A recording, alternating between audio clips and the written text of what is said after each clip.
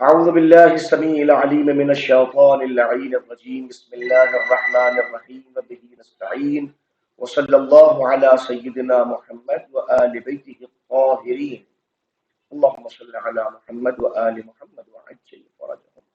قال رسول اللہ صلی اللہ علیہ وآلہ وسلم العلم رأس الخیر کلہ. حضور سرور کائنات ارشاد گرامی جس میں آپ بیان فرما رہے ہیں کہ علم مکمل طور پہ ہر خیر کی بنیاد ہے. یعنی اگر آپ کو خیر تلاش کرنا ہے اور آپ چاہتے ہیں کہ خیر آپ کو میسر ہو جائے تو خیر سوائے علم کے کہیں میسر نہیں ہو سکتا. خیر علم کے ساتھ ہے، خیر علم کے ساتھ ہے، خیر علم کے ساتھ. ہر طرح کا خیر مکمل طور پر اگر اس کی بنیاد تلاش کرنا چاہتے ہیں تو صادق و امین پیغمبر کا جملہ ہے کہ آپ فرما رہے ہیں کہ ہر خیر مکمل طور پر اس کی بنیاد تلاش کرنا چاہتے ہیں تو علم ہے. اللہ سبحانہ و تعالی ہمیں خیر سے وابستگی کے لیے علم کے حصول کی توفیق فراہم فرمائے. آئیے کتاب اسکرین کے اوپر موجود ہے، ملاحظہ فرمائیے. تو ہماری چل رہی تھی منکرین بعثت انبیاء کے حوالے سے پیش کردہ تیسری دلیل کے اوپر، اور ہم نے آپ کی خدمت اقدس میں عرض کیا تھا ان کی دلیل کہ وہ مختلف اعتبار سے یہ کہتے ہیں کہ آنے والے انبیاء اور رسولوں نے جن تعلیمات کو پیش کیا ہے وہ سب کی سب خلاف عقل ہیں، لہٰذا ہم ان کی ان چیزوں کو قبول نہیں کریں گے. اور اس کے بعد انہوں نے جواب دینا شروع کیا کہ در حقیقت یہ احکام کے فلسفے سے جہالت کی بنیاد پر پیش کردہ دلیل ہے. یعنی کہ جو دلیل ہے اس کی بنیاد جہالت ہے، جو احکامات کے فلسفے کو نہیں جانتے. اس کی وجہ کیا؟ انہوں نے کہا ہم خانہ کعبہ کی طرف رخ کر کے اپنی عبادت کا مرکز اس کو کیوں بناتے ہیں بتایا. پھر اس کے علاوہ حج کے اہم ترین اور عظیم ترین فلسفے کی طرف بھی انہوں نے اشارہ کرنا شروع کیا. وَهَكَذَا الْحَالُ فی بقیت المراسم العبادیہ. بالکل یہی حال جو ہے وہ باقی اور ان رسوم سے متعلق جو عبادتی رسوم ہماری کہلاتی، چاہے نماز ہو، چاہے روزہ ہو، چاہے حج ہو، چاہے زکوٰۃ، جتنی بھی اور عبادتیں ہیں یہی حال ان کے متعلق بھی ہے. والواجبات والمنہیات الشرعیہ، اور ان تمام واجبات سے متعلق جو واجبات شرعیہ ہیں یا ان منہیات سے متعلق، منہیات نہیں جن کو قرآن نے منع کیا، یعنی محرمات شرعیہ جن کو شریعت نے منع کیا ہے. یعنی کہ جتنے کھانے کو کہا یہ کھائیے یہ نہ کھائیے. جیسے انہوں نے کہا تھا کہ ہمارا دل کرتا ہے فرض کی شراب پینے کے لیے، عقل کہہ رہی ہے پیجیے، ہم کیوں مانیں ان کی بات کو؟ مسئلہ یہ کہ آپ در حقیقت شراب کے اندر پوشیدہ امراض کو یا اس کے اندر پوشیدہ مفاسد کو نہیں سمجھ پائے ہیں. جب تک کہ آپ ان مفاسد کو نہیں سمجھیں گے اس وقت تک آپ کی عقل تو یہی کہے گی. پھر آپ کی عقل تو بچے والی عقل ہے کہ ہر چمکتی ہوئی چیز کو وہ اچھا سمجھ بیٹھتی ہے. ہر چمکتی ہوئی چیز جو ہے وہ اچھی نہیں ہوتی ہے، سمجھ نہیں آتی ہے. وقد کشف العلم الحدیث، اور جو نیا علم ہے وہ ظاہر کر رہا ہے، یعنی کہ علم کی ترقی اس بات کو ظاہر کر رہی ہے، عن الفوائد العظیمہ، ان تمام فوائد عظیمہ کو، التي تشتمل علیہا بعض الواجبات الشرعیہ، کہ جو بہت عظیم ترین فوائد جو ہے بعض واجبات شرعیہ اپنے اندر سموئے ہوئے ہیں. جیسے کالصوم، جیسے روزہ. روزہ انسان کے اندر کتنے عظیم فوائد انسان کی سموئے ہوئے ہیں، اس کو آج جو علم حدیث ہے، جدید علم ہے، وہ بیان کر رہا ہے، وہ ظاہر کر رہا ہے. والمضار الکبیرہ التي تشتمل علیہا بعض المنہیات الشرعیہ، اور ایسے ہی علم حدیث یہ بھی کشف کرتا ہے، یہ بھی ظاہر کرتا ہے کہ کتنے بڑے بڑے ضرر، نقصانات موجود ہیں بعض منہیات شرعیہ کے اندر. یعنی جو بعض وہ چیزیں منہیات و محرمات جس کو شریعت نے منع کیا ہے، حرام قرار دیا ہے، ان کے اندر کتنے زیادہ نقصانات پائے جاتے ہیں.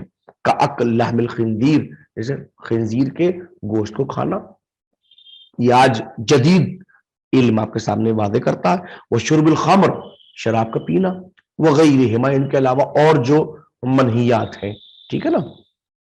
قال القاضی عبد الجبار فی رد هذا الدلیل، اس دلیل کی رد میں جو منکرین بعثت نے دلیل پیش کی ہے، اس کی رد میں قاضی عبد الجبار نے یہ کہا، یعنی ان کا جواب سنیے قاضی عبد الجبار کیا کہتے ہیں.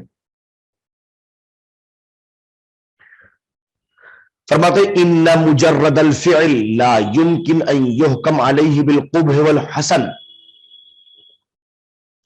کسی بھی کام کو دیکھ کر، مجرد فعل کو، صرف ایک کام کو دیکھ کر، حج کو دیکھا، رمی کو دیکھا اور خانہ کعبہ کی طرف رخ کر کے نماز پڑھتے ہوئے دیکھا، حجر اسود کا بوسہ لیتے ہوئے دیکھا، فقط مجرد عمل کو دیکھ کر امکان نہیں ہے کہ کوئی انسان یہ کہہ سکے کہ یہ صحیح ہے یا غلط ہے.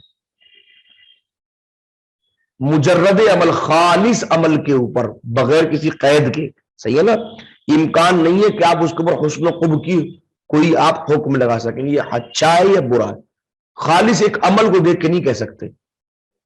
حتی لو سألنا سائل عن القیام هل یقبح ام لا، یہاں تک کہ ہم کی سوال کریں، ہم سوال کریں اس سائل سے کہ جس کا قیام کرنا چاہتا ہے کہ یہ قبیح ہے کہ نہیں ہے. بھئی کوئی انجام دینا چاہتا ہے، حجر اسود کو کوئی بوسہ دینا چاہتا ہے، ہم اس سے پوچھیں یہ کام اچھا ہے برا ہے، تو خالص عمل کو دیکھ کر نہیں کہتا کہ یہ کام اچھا ہے یا برا ہے، نہیں کہہ سکتے. فَإِنَّهُ مِمَّا لَا يُمْكِنُنَا اطلاق القول فی الجواب عن ذلك، بالکل ایسے ہی کہ ہمارے لیے ممکن نہیں ہے کہ اس کے جواب میں ہم قول کو مطلق چھوڑ دیں، یعنی کہ ہم ایک بات کو مطلقاً کہہ کے نمٹ جائیں، خاموش رہیں، یہ ہمارے لیے ممکن نہیں ہے. والجواب ان نقید فنقول، بلکہ جواب یہ کہ ہم اس کو پہلے قید میں لے کے آئیں گے، یہ عمل اس شرط کے ساتھ اچھا ہے، یہ عمل اس شرط کے ساتھ برا ہے. اگر اس عمل میں یہ کام پایا جائے تو اچھا ہے، یہ کام بھی سمجھ، پانی کا پینا اچھا ہے برا ہے، ہم نہیں نہ اچھا کہہ سکتے نہ برا کہہ سکتے، ہم نہیں کہہ سکتے، اس کو اچھا بھی نہیں کہہ سکتے ہم، نہ ہم اس کو برا کہہ سکتے ہیں. روٹی کا کھانا اچھا ہے کہ برا، ہم نہ اس کو اچھا کہہ سکتے ہیں نہ برا کہہ سکتے ہیں. فرض کیجیے کسی انسان کو ٹائیفائڈ ہو گیا، ڈاکٹر کہہ رہا کہ اس کو روٹی کھانا برا ہے. کیوں برا ہے؟ ایک قید کے ساتھ میں کہ اگر کسی انسان کو ٹائیفائڈ ہوا ہو تو اس کا، کوئی انسان بھوک سے مرنے کے لبے دم ہے، بالکل آمادہ ہے مرنے کے لیے، روٹی کھلانا اس کے لیے واجب ہے، اچھا ہے اس کو روٹی کھلانا. وہاں برا تھا، یہاں اچھا ہے. خود عمل نہ اچھا ہے نہ برا ہے.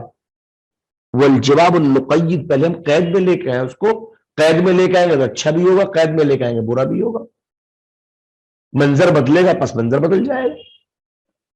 فنقول، تم یہ کہیں گے ان حصل فیہ غرض، ان حصل فیہ غرض، اگر اس سے غرض کا حصول ہوتا ہو، وتعرى عن سائر وجوہ القبح، اور ہر بری قسم کے وجوہات سے وہ خالی ہو، اریا ہو، تعرى اریا ہونا، خالی ہونا، اگر ایسا ہے کہ اس کے اندر غرض کا حصول ہوتا ہو اور ہر بری جہت سے جتنے بھی قبح کے وجوہات پائے جاتے ہیں اس سے خالی ہے، حسن، تو وہ اچھا ہے.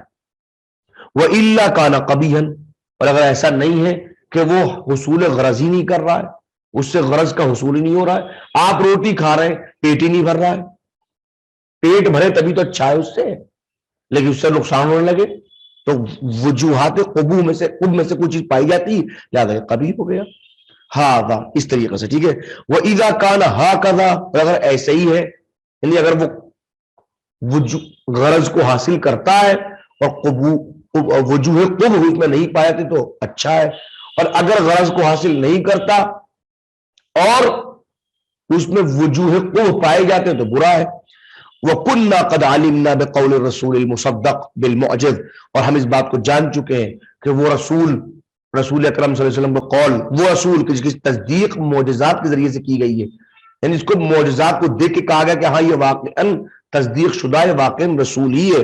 أَنَّ لَنَا فِي هَذِهِ الْأَفْعَالِ مَصَالِحَ، وہ رسول کہہ رہا کہ ان تمام کاموں کے کرنے میں تمہارے لیے مصلحتیں ہیں، وہ الطافاً، تمہارے لیے لطف ہے اس کے اندر، یعنی اگر تم اس کام کو انجام دو گے تمہارے لیے فائدے مند ہے.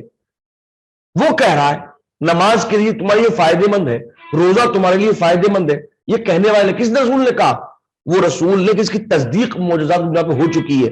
فَكَيْفَ يَجُوزُ أَن يَحْكُمَ فِيهَا بِالْقُبْحِ، تو کیسے ممکن ہے کہ ہم یہ کہیں کہ اس کے اندر بری باتیں پائی جاتی ہیں؟ جب رسول جس سے تصدیق ہو چکی ہے معجزات، وہ کہہ رہا ہے کہ اس کام کو کیجیے، اس میں تمہارے لیے فائدہ ہے، حج کو کرنے میں فائدہ ہے، اصطلاح میں حجر اسود تمہارے لیے فائدہ ہے. ہم کیسے کہہ سکتے ہیں کہ اس کے اندر قباحت موجود ہے؟ ہو سکتا ہے؟ نہیں ہو سکتا. وَيُبَيِّنْ ذَلِكَ وَيُوَضِّحُهُ، اور اس سے بات واضح ہو جاتی ہے، بالکل اس سے بالکل واضح ہو جاتا ہے، آشکار ہو جاتا ہے کہ اَنَّا نَسْتَحْسِنُ الْقِيَامَ فِي كَثِيرٍ مِّنَ الْحَالَاتِ، کہ بہت سارے حالات میں کسی چیز کا کام کرنا اچھا ہوتا ہے. ٹھیک ہے نا؟ لَوْ أَن يَكُونَ تَعْظِيمًا لِصَدِيقٍ، مثلا کسی صدیق کی تعظیم کرنے کے لیے، اور يَتَضَمَّنُ غَرْضًا مِّنَ الْأَغْرَاضِ، یہ کہ اس کے اندر اس کام کے کرنے میں بہت سارے اغراض یا بہت سی غرضیں وابستہ ہوتی ہیں. وَكَذَلِكَ الْقُعُودُ إِذَا تَضَمَّنَ انتظار رفیق، اس کے علاوہ بیٹھ جانا، آپ کام کرنا چاہتے آپ بیٹھ گئے، نماز پڑھنا چاہتے نماز پڑھتے ہوتے رک گئے، آپ قعود کی منزلوں پہ آ گئے، ٹھہر گئے. آپ کیوں؟ اذا تضمن انتظار رفیق، کہ آپ کسی دوست کا انتظار کرنے کے لیے بیٹھے ہیں. تو فرض کیجیے آپ نے گھر کے اندر موجود ہے، آپ نماز پڑھنے کھڑے ہو گئے، دوست آئے گا 2 گھنٹے 3 گھنٹے، وہ چلا جائے گا، واپس چلا جائے گا. اب آپ نماز سے رک گئے، بیٹھ گئے، انتظار میں وہ آنے والا پہنچنے والا، تاکہ وہ دروازہ کھول دوں، وہ واپس نہ جا سکے، پریشان نہ ہو سکے، آ جائے گا، بیٹھ پڑھ لیں گے نماز، وقت نماز تو موجود ہے کہ ہمارے پاس میں. تو ایک انتظار رفیق کے لیے آپ بیٹھ گئے، عمل کو چھوڑ دیا آپ نے.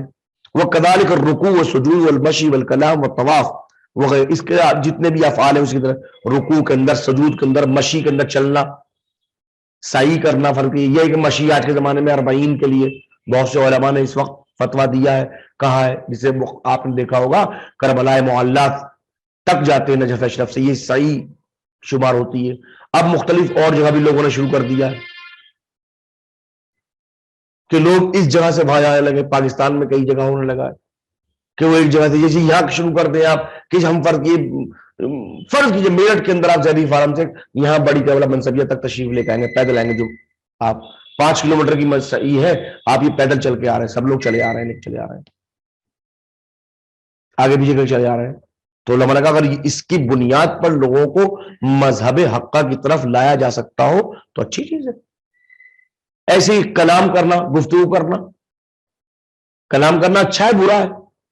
کبھی اچھا بھی کبھی برا بھی ہے. اگر آپ کے کلام کی بنیاد پہ کوئی صحیح راستے پہ آ جائے تو اچھا ہے، اور آپ کے بک بک کرنے کی بنیاد پہ کوئی اب راہ حق سے ہٹ جائے تو برا. تو نفس کلام برا نہ اچھا قید میں لے کے آئیے، اس کو اس منزل پہ لے کے آئیے. وغیرہ اس کے علاوہ بہت ساری چیزیں. فما من شیء من هذه الافاعیل، یہ جتنے بھی افعال، فعل کی جمع ہے، جتنے بھی افعال ہیں یہ، ٹھیک ہے نا، الا ولها وجه فی الحسن، تو یاد رکھیں ان تمام افعالات سے ایک حسن کی وجہ بھی پائی جاتی ہے، ایک حسن کا رخ بھی پایا جاتا ہے اس کے اندر. اذا تعلق به ادنى غرض، کب؟ جیسے کوئی تھوڑی سی غرض بھی وابستہ ہو، لیکن غرض وابستہ نہیں ہے تو کبھی ہے. بات واضح ہوئی؟ کسی بھی ایک عمل کی بنیاد پر آپ اس کو اچھا ہے برا نہیں کہہ سکتے جب تک کہ تمام باتیں سامنے نہ آ جائیں. صلی اللہ علی محمد و آل بیتہ الطاہرین.